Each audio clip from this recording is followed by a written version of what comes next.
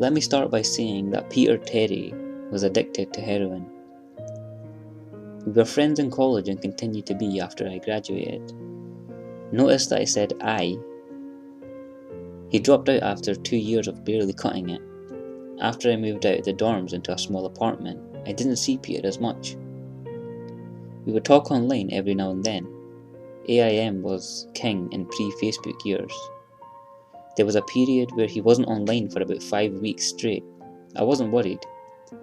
He was a pretty notorious flake and a drug addict, so I assumed he just stopped caring. Then one night, I saw him log on.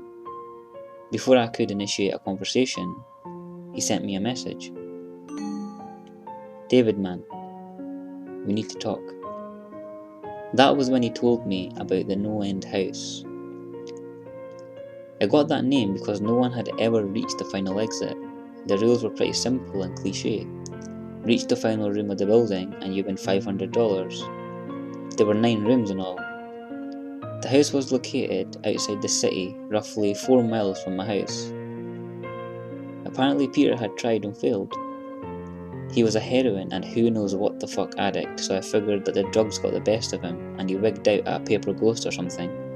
He told me it would be too much for anyone. That it was unnatural. I didn't believe him. I told him I would check it out the next night, and no matter how hard he tried to convince me otherwise, $500 sounded too good to be true. I had to go. I set out the following night. When I arrived, I immediately noticed something strange about the building.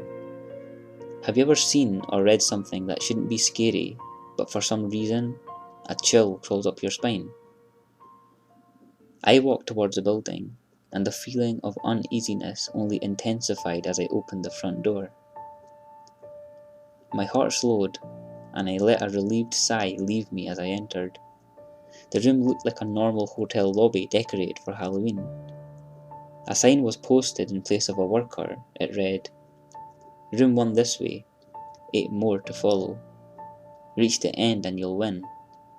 I chuckled and made my way to the first door. The first area was almost laughable. The decor resembled the Halloween aisle of a Kmart, complete with sheet ghosts and animatronic zombies that give a static growl when you pass by. At the far end was an exit. It was the only door besides the one I had entered through. I brushed through the fake spider webs and headed for the second room. I was greeted by fog as I opened the door to room 2. The room definitely upped the ante in terms of technology. Not only was there a fog machine, but a bat hung from the ceiling and a few in a circle. Scary. They seemed to have a Halloween soundtrack that one would find in a 99-cent store on loop somewhere in the room. I didn't see a stereo, but I guessed that they must have had a PA system. I stepped over a few toy rats that wheeled around and walked with a puffed chest across to the next area. I reached for the doorknob, and my heart sank to my knees. I did not want to open that door. A feeling of dread hit me so hard I could barely even think. Logic overtook me after a few terrified moments, and I shook it off and entered the next room. Room 3 is when things began to change. On the surface, it looked like a normal room. There was a chair in the middle of a wood-panelled floor. A single lamp in the corner did a poor job of lighting the area, casting a few shadows across the floor and walls. That was the problem. Shadows. Plural. With the exception of the chairs, there were others. I had barely walked in the door and I was already terrified. It was at that moment that I knew something wasn't right. I didn't even think as I automatically tried to open the door and came through. It was locked from the other side. That set me off. Was someone locking the doors as I progressed? There was no way. I would have heard them. Was it a mechanical lock that set automatically? Maybe. But I was too scared to really think. I turned back to the room and the shadows were gone. The chair shadow remained, but the others were gone. I slowly began to walk. I used to hallucinate when I was a kid, so I wrote off the shadows as a figment of my imagination. I began to feel better as I made it to the halfway point of the room.